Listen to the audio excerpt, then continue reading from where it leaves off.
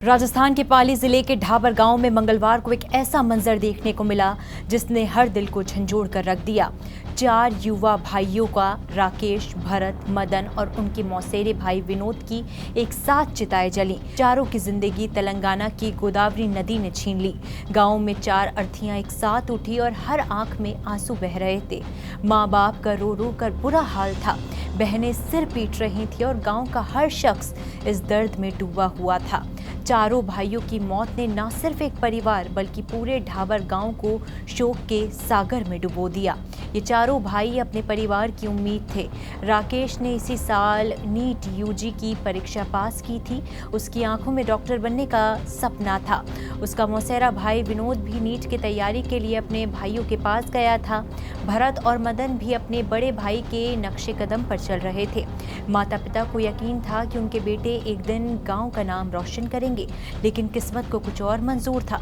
जिस पवित्र स्नान के लिए वो गोदावरी नदी में उतरे, वहीं उनका आखिरी स्नान हो गया।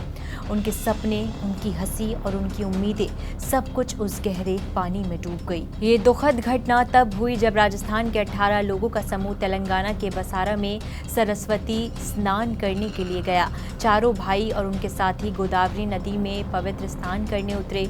नहाते वक्त वो गहरे पानी में चले गए। अचानक वो डूबने लगे। नदी किनारे खड़े परिवार वालों ने चीख पुकार मचाई। बचाओ बचाओ की आवाजें गूंजी, लेकिन पानी की तेज धारा और गहराई ने किसी को मौका नहीं दिया। पास खड़े रिश्तेदार और स्थानीय लोग मदद के लिए दौड़े, लेकिन कोई भी उन्हें बचा न सका। आखिर में गोताखोरों को बुलाया गया।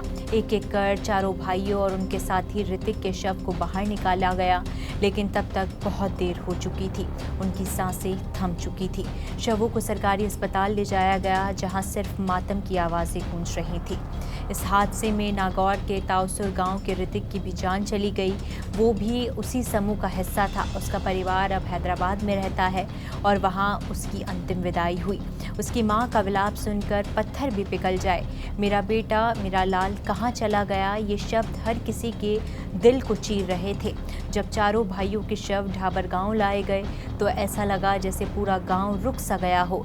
4 चिताएं एक साथ सजाई गईं। मां की गोद सूनी हो गई। पिता की आंखों से आंसू थमने का नाम नहीं ले रहे थे। बहनों का रोना सुनकर हर कोई सिसक रहा था।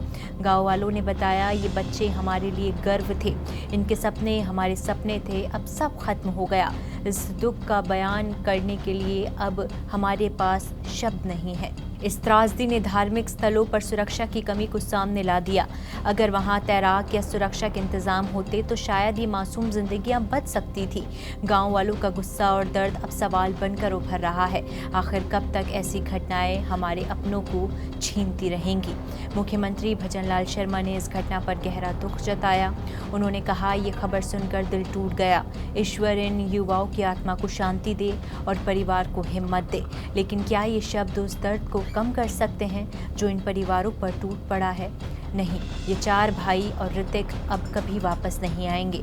उनके सपने अधूरे रह गए और उनके परिवार का आसमान हमेशा के लिए सूना हो गया। गोदावरी नदी ने उस दिन सिर्फ पानी नहीं बल्कि 5 परिवारों की खुशियां डुबो दी। अब बस उनकी यादें और वो अधूरे ख्वाब रह गए जो कभी हकीकत नहीं बन पाएंगे। ईश्वर उनकी आत्मा को शांति दे और इस दुख की घड़ी में उनके परिवार को हौसला दे।